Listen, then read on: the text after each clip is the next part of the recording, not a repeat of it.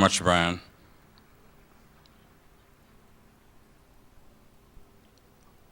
Our keynote speaker, Neal Lemlien, is a marketing genius who has been described as one of the most dynamic entertainment executives of the 20th and 21st centuries.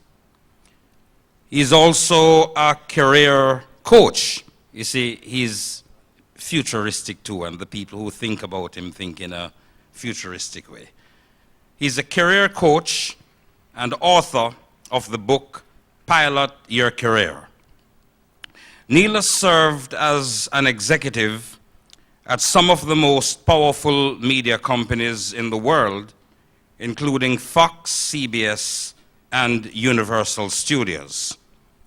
At 20th Century Fox, he served as Vice President of Marketing and Media Services.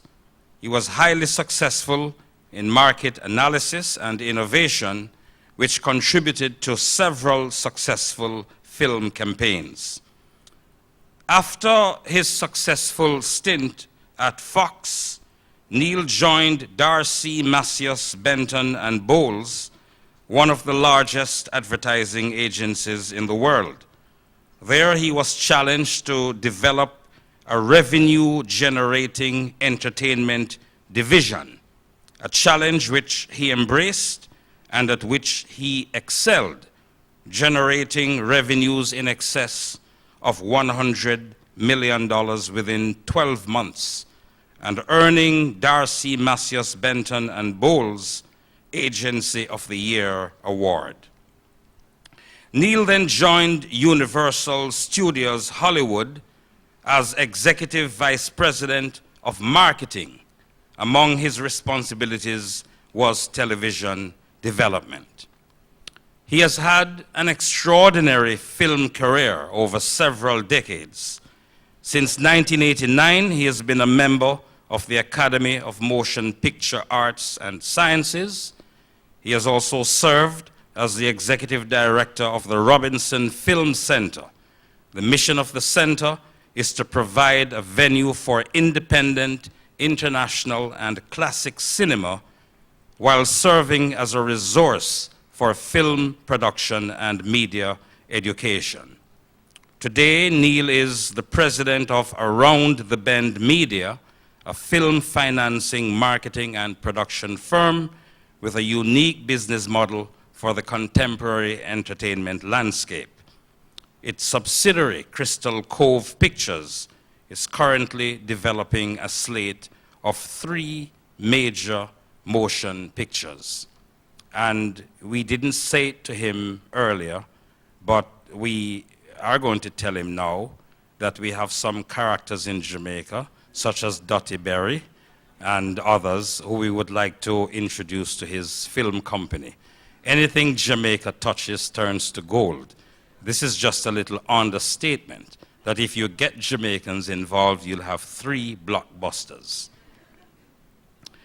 Neal's extraordinary career spans over 100 film campaigns, including blockbuster Star Wars, Aliens, Hunt for Red October, and Blues Brothers. Ladies and gentlemen, please welcome the keynote speaker, Neal Lemlien.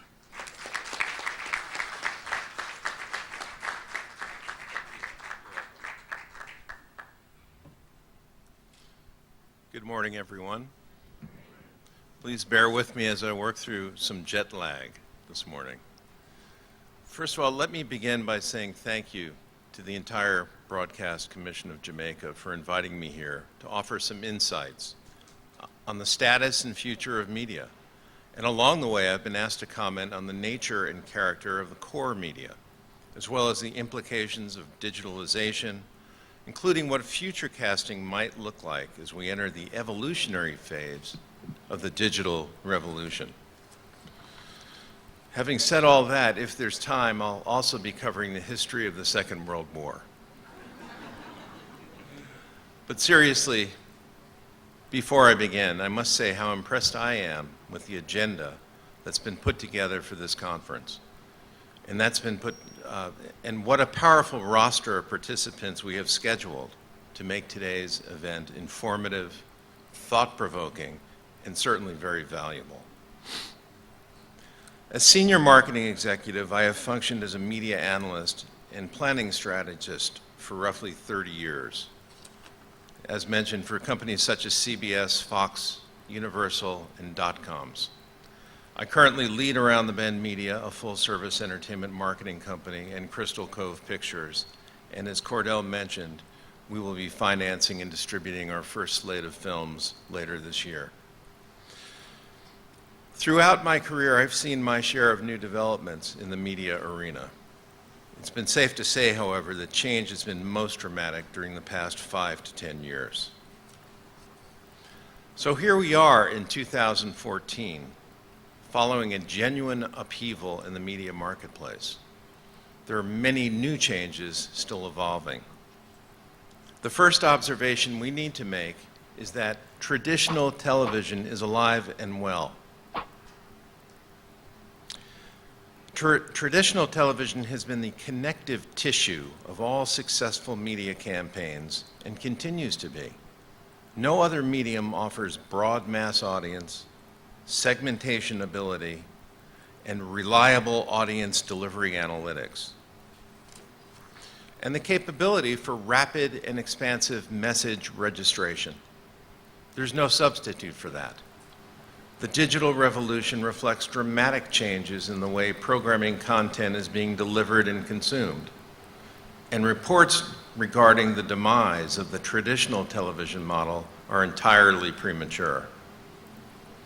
When we consider both traditional and digital television and how both are consumed, the differences are indeed astounding.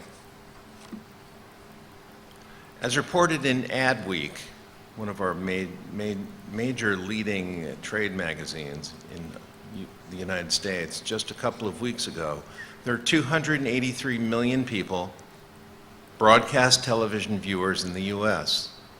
They watch an average of 146 hours of television monthly.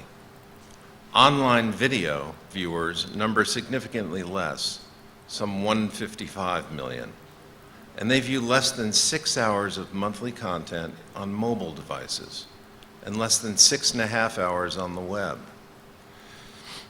And although the online audience is nearly half that of traditional TV, it accounts for less than 5% of industry dollars. No contest, at least not yet. But this isn't to suggest that one is either a traditional television viewer or an online video viewer. Many viewers are turning to other sources, not as a substitute for conventional programming, but as a supplemental source of entertainment content. In the area of audience analytics, there has been no contest between the Nielsen rating system, upon which traditional television and industry pricing structures are based, and online digital, where proof of performance and audience impact data has yet to be acceptably developed. Thankfully, however, this void is about to be filled by Nielsen with their new DPR product designed to measure non-mobile streaming video. And so change is afoot, and we must ask ourselves where this change, really now an evolution following the current digital revolution, is taking us, and what will so-called future casting look like. Let's have a quick look at the digital landscape and follow that up with a review of the transformational impact on some of the various media, with particular focus on television. According to eMarketer, an independent market research firm, roughly 78% of the US population, or 248 million people, are currently digital media consumers. This universe,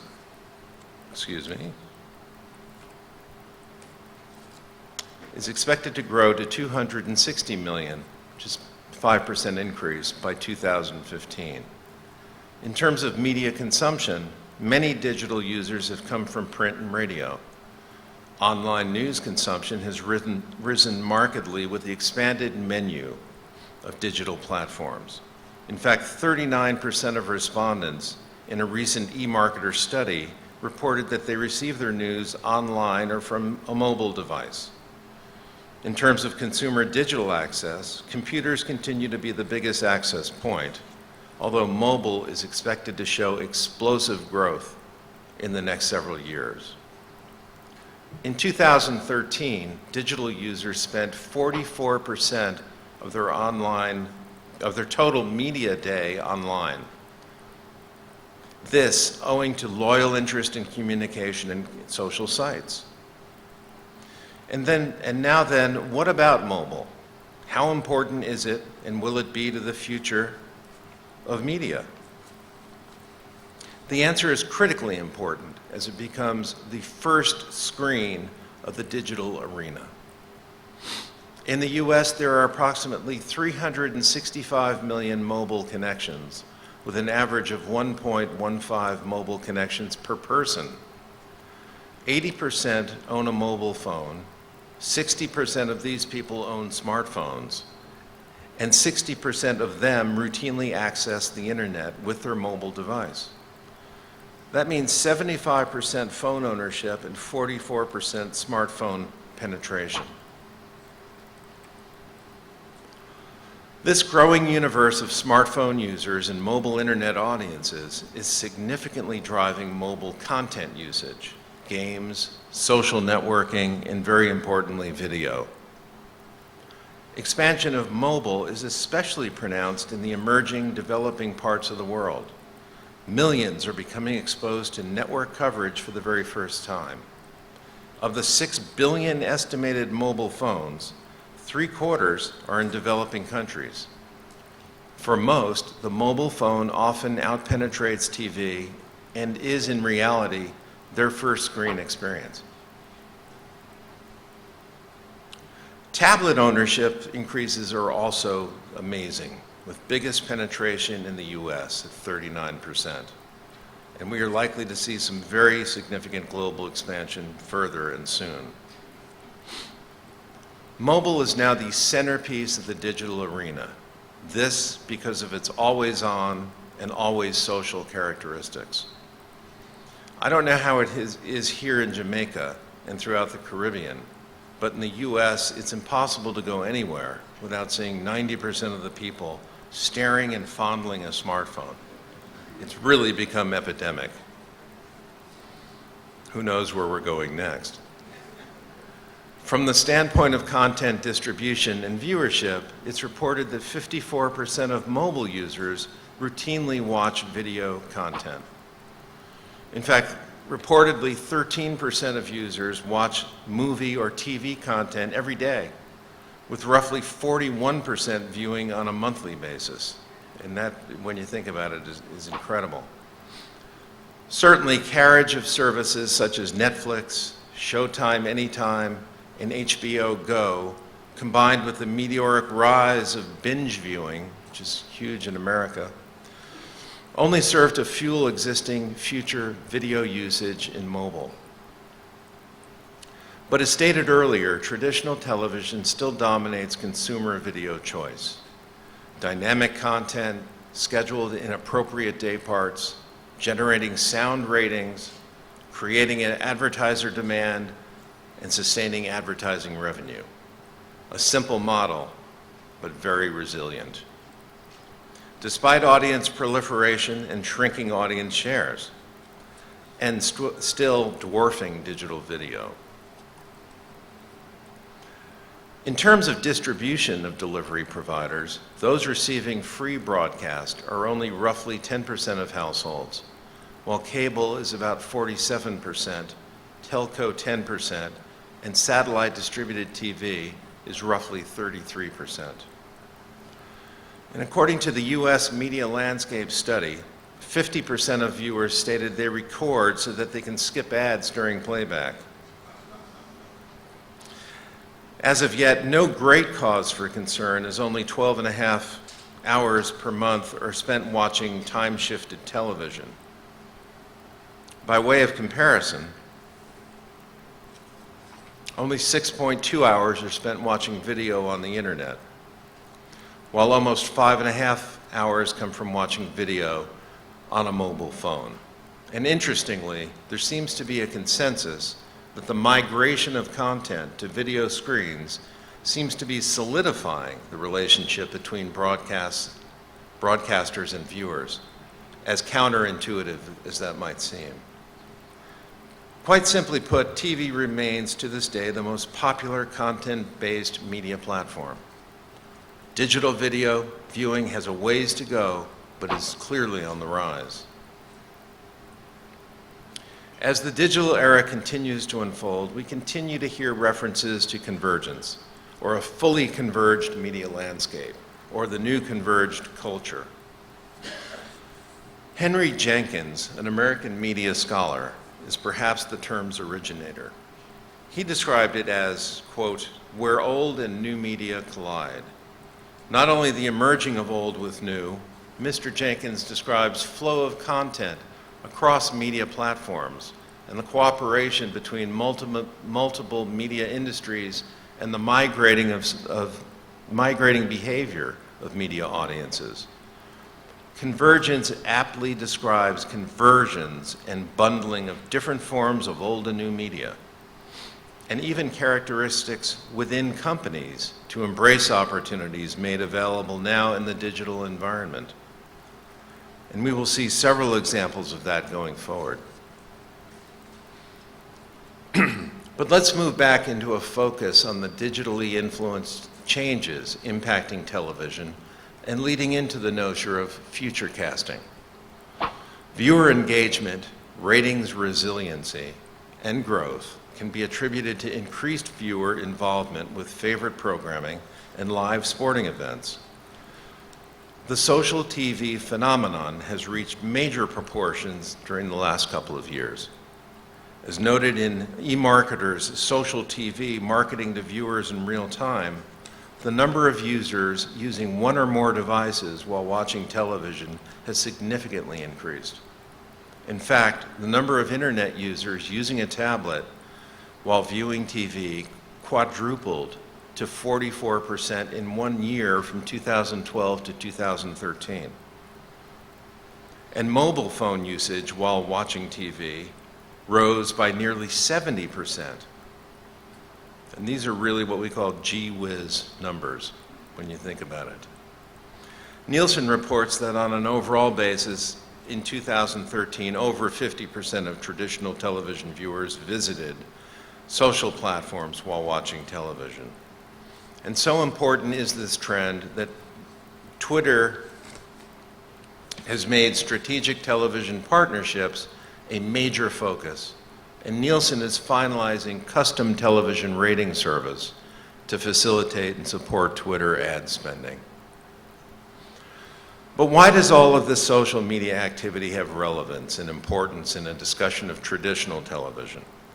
Well, the answer is because it's reflective of just how engaged audiences of certain television genre are, and it's clear evidence of its ability to sustain and build engagement, interest, and ratings with some digital enhancement. But as an important part of our digital evolution, change has been percolating, and it has to do with a much more quality television content supply, and as a result, more time spent by viewers in front of the screen. The rise in popularity of digital video is purely and simply changing media consumption habits. And the leading streaming companies are generating more and more subscribers. But in the case of Netflix, our category leader in many ways, the masterstroke really lies in its ability to produce award-winning original content. Critically acclaimed original productions, such as The House of Cards, Orange is the New Black, and the Oscar-nominated documentary The Square, have certainly served to drive Netflix, their recent record growth, with a subscriber base now of over 31 million. HBO is the international subscriber leader with still more than 114 million in tow. Several key conclusions can be gleaned from these extra sources, this digital video streaming. Instead of eroding traditional television, the consensus is that these services are now being used in addition to traditional television and in fact are effectively supplementing viewing. And the result for viewers is a treasure chest of new quality content to try and keep up with, which is a far cry from not too long ago complaints that there's nothing to watch on TV. As David Card, leading journalist for the New York Times, recently said, there's now an explosion in quality television, not just in television, but in quality television, a feeding frenzy. Certainly great for the creative production community and great for the viewing, consuming public. Now spending more time than ever with non-traditional television, a 15% increase in 1 year. As Carr terms it, we are now masters of our own viewing universes. In addition to cable and satellite boxes, complete with VOD and DVRs, there is Apple TV, Chromecast, PlayStation, Roku, Wii, Xbox, and many more, including major pay services, free streaming apps like HBO Go and Showtime Anytime, which reside on many phone and tablet screens. And note carefully, Amazon's new Fire TV, just announced last week, a set-top box allowing viewers to watch Amazon's extensive video library and an entire suite of games. Amazon is attempting to ride herd over the entire process of creation to consumption, much like they did with e-readers and book content sales. Yet another example of convergence. As well as it seems to be evolving, though, streaming service fragmentation is seen as an obstacle to industry growth. And this issue is directly related to the business side of the equation, not the technological side.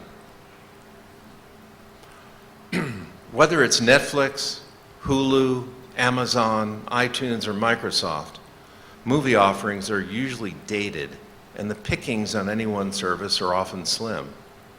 As discussed in Why Movie Streaming Sites Fail to Satisfy in the New York Times a couple of weeks ago, instead of music services like Spotify and Rdio, which are extensions of the Napster concept, where you can pay a monthly fee to listen to whatever and whenever you desire, we don't have an equivalent service in the movie streaming services sector. Why is that? The Hollywood windowing procedure, which dictates the staggered process by which movies may be released through their various phases, is very long, sometimes even taking years. And that would explain why the offerings seem so dated. And it also explains why the highest quality original production initiatives are becoming critically important to the Netflixes of the category. Switching gears, as far as broadcast radio is concerned, its future cast characteristics are already becoming well-defined and strategically converged. Traditionally, radio has been a very steady and reliable component of our overall media mix. Its content, while focusing on news, music, and talk formats, has generated a total universe of approximately 245 million listeners. But with more options and variety in recent years, we've seen increased listener fragmentation. Given the overall explosive growth of digital radio, we can see the strength of the medium's transition into the digital arena by noting dramatic differences in time spent with traditional versus digital radio between 2010 and 2012, just a 2-year period.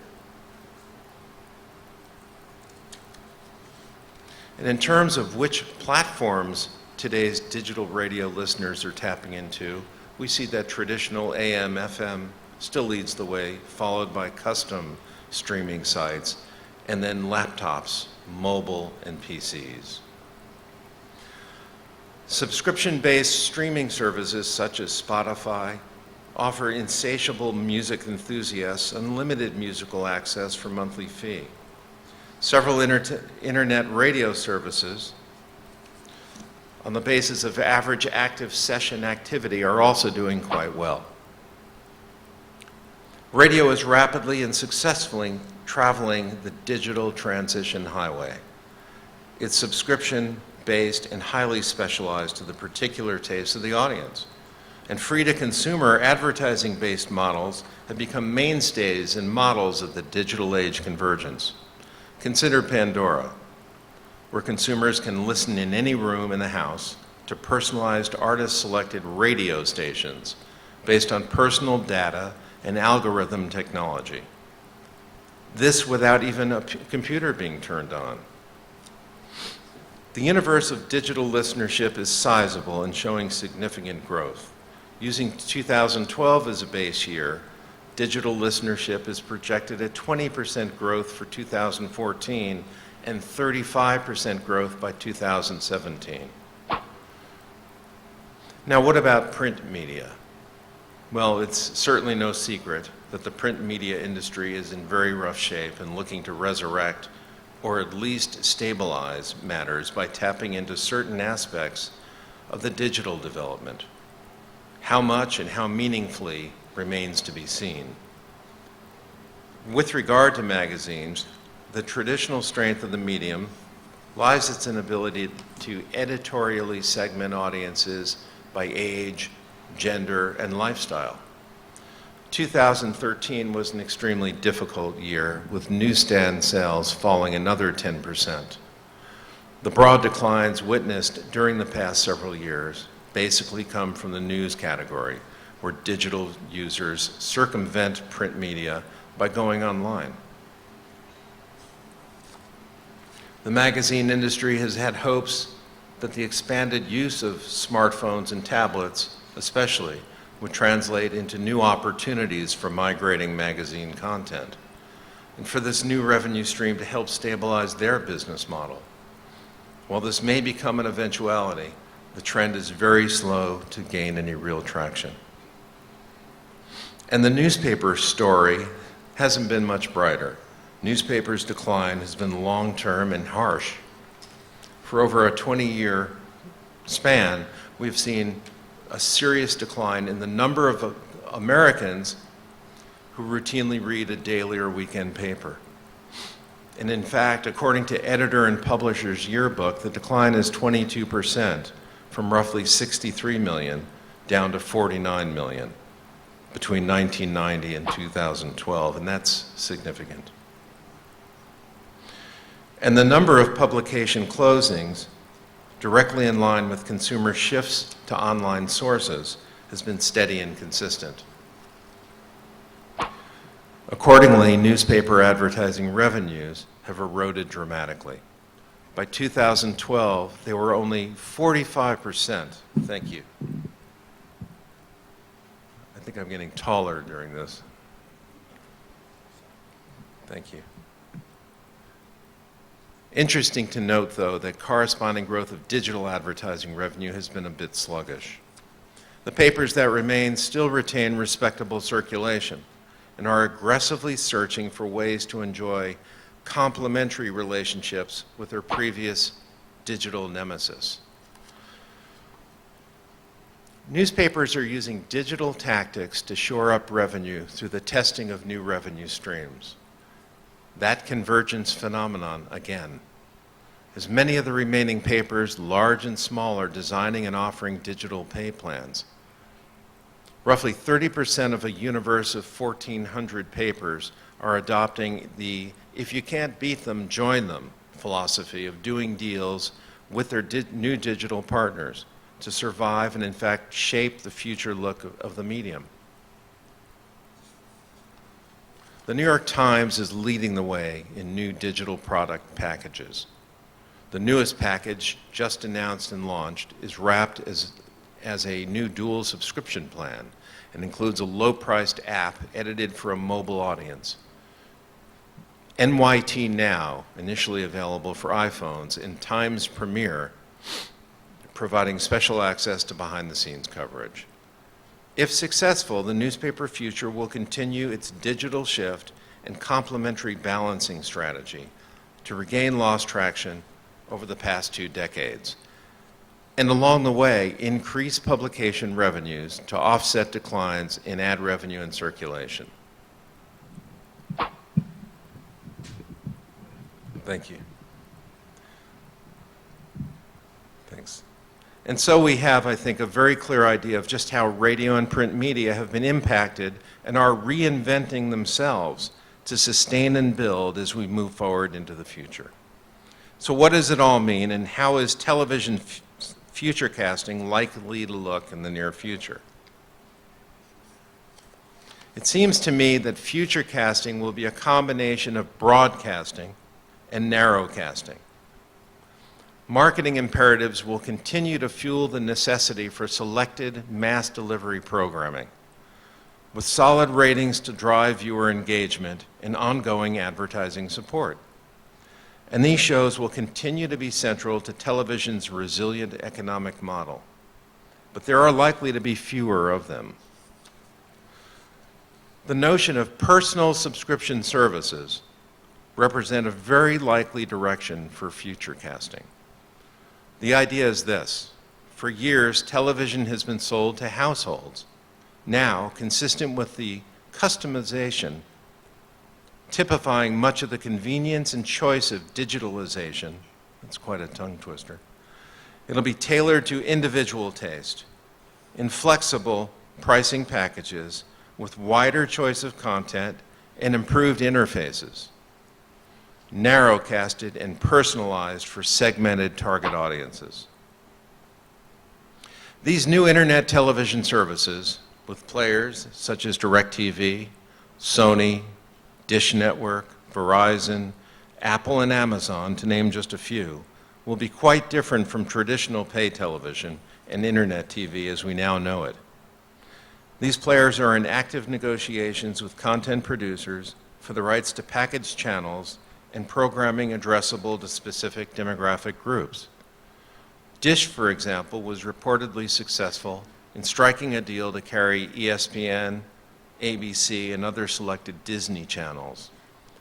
Sony has internet rights to Viacom's MTV and Nickelodeon, and so it goes. Anything is possible and lots of fun to think about. Newly developed and personalized, this internet digital product won't rely on actual televisions or cable boxes. It'll be accessible all the time from any screen, tablet, phone, or PC. And who knows, many think DVR in the cloud may be just around the bend. The core audience for new, cheaper, and more targeted service will most likely come from the 18 to 34-year-old group. They aren't necessarily fans of traditional subscription services, which are loaded with hundreds of channels that aren't wanted yet paid for. Customized internet television packages may begin to resemble creative cell phone service plans with extra price breaks for audience add-ons. It's all in development and it's all possible.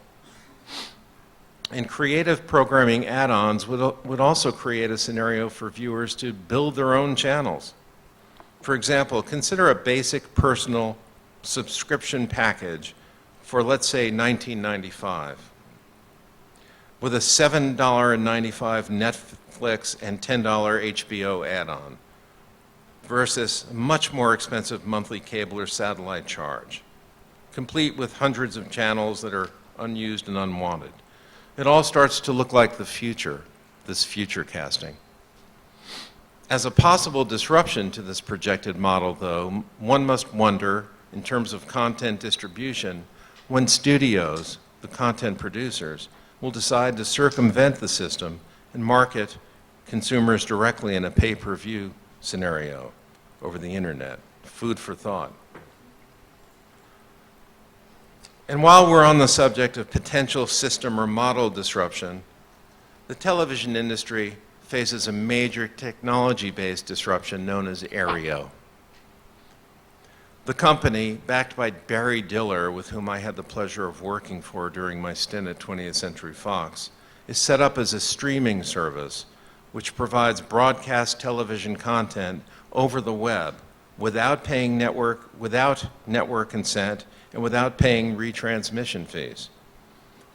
Aereo also is set up to enable its subscribers the ability to record content for later time-shifted viewing. The service was originally launched in New York City and Boston, and Aereo assigns each subscriber a small antenna and uses cloud technology to store content for them. It circumvents blatant copyright restrictions, it claims, because anyone is allowed to watch broadcast free through the use of an antenna, which in the case of Aereo is operated on each subscriber's behalf. It's about the size of a dime. The broadcast industry's obvious and enraged objection is that this is the same as public performance of cable or satellite services, except they are paying for the rights to retransmit the content. Aereo is currently facing an injunction, and the whole mess is under review by the Supreme Court. With regard to the media business landscape, one could say its only constant is constant change, with previously unlikely partners now courting each other in unprecedented ways. Look at Comcast, initially a prominent regional cable company, then it dives into broadband, and then purchases NBC Universal. Then we see its proposed $45 billion absorption of Time Warner Cable. And then Comcast agrees to a very unlikely deal between a broadband distributor and content provider with Netflix. Comcast is certainly on the move, and all of these moves have Comcast reconsidering their own identity and who they want to compete with as a new entry, really becoming a global technology company. Convergence again. But first, it remains to be seen if the merger is approved as regulators at the Justice Department examine antitrust issues and the FCC looks at broader policy issues. So now that we have a clearer picture of the converged landscape and its components, the individual media, their digitally influenced gyrations, and the industry leaders as they position themselves for a run at the future, what about the ongoing content regulation quandary? What may or may not have made sense 40 years ago when the FCC became active in regulating indecency certainly seems questionable in a wide-open digital field where in reality everyone can see anything with online and streaming content choices growing in abundance. Back in 1978, the Supreme Court found that the First Amendment doesn't bar the FCC from regulating indecency. And this is the foundation of the Commission's indecency regime. And also, the FCC made two key points. First, that broadcasters receive limited First Amendment protection because broadcast media have established, quote, uniquely pervasive presence in the lives of all Americans. And second, that broadcasting is uniquely accessible to children. These two items have become the cornerstone of nearly all indecency actions to date. But clearly, we live in a radically different place now. With a plethora of programming systems and platforms and heightened fragmentation, it certainly seems like the pervasive presence argument is diminished. And it seems the larger question is whether or not regulatory rules are even relevant in our new media world, in which there are no real barriers to exposure. Media is the most powerful, life-shaping influencer in our lives now, and we at least need to reconsider the existing regulatory framework and give strong consideration to an entirely new system, reflective of new content expansion. There are clearly many more questions than answers at this juncture, but driving an industry consensus on the need for immediate study would seem to be top priority. And at the top of that agenda should be new thinking on just what today's role of regulation should be, based on existing realities.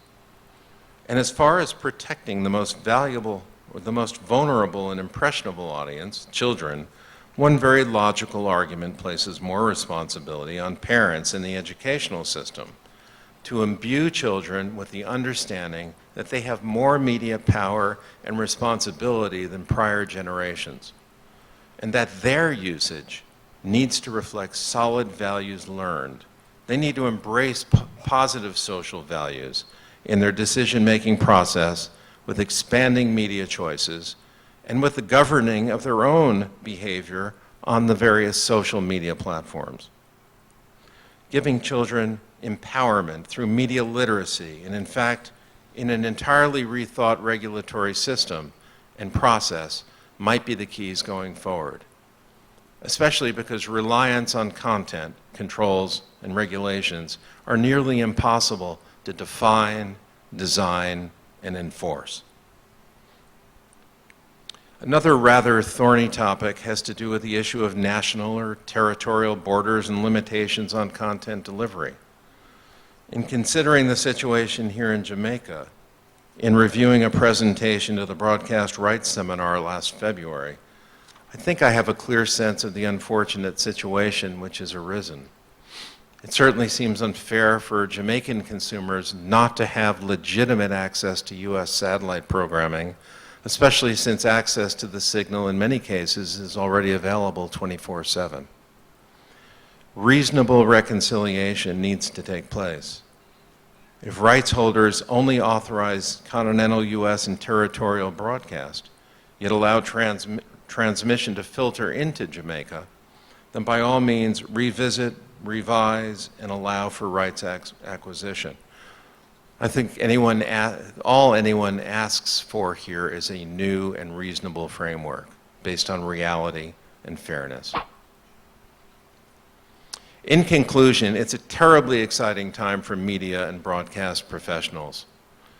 When asked why I chose a career in entertainment marketing, and more specifically film marketing, given its incredible pressure and intense competition, my answers always had to do with the nature and the discipline of the business.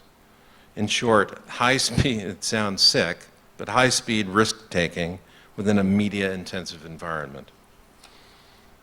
I was challenged by some of the best minds in the business, and sometimes it was a very rough, but ultimately always rewarding experience. If you entered this field, you had to be an expert in media strategy, or you failed and were gone. You had to eat, sleep, and drink marketing and media to be at the top of your game and survive. You never left it at the office, so to speak, and it was all day, every day. And if you loved it, as I did and I do, you never even noticed. It seems to me that media and technology companies currently recruiting new media professionals are looking for similar qualities in young people who not only practice the art, but live the art. Graduates who arrive with high-pitched intensity and the sharpest skills. Most likely young people who live in the system and don't react to changes in the digital arena, but anticipate and lead those changes. Thank you so much for the opportunity of being with you today. It promises to be a wonderful conference. Thank you.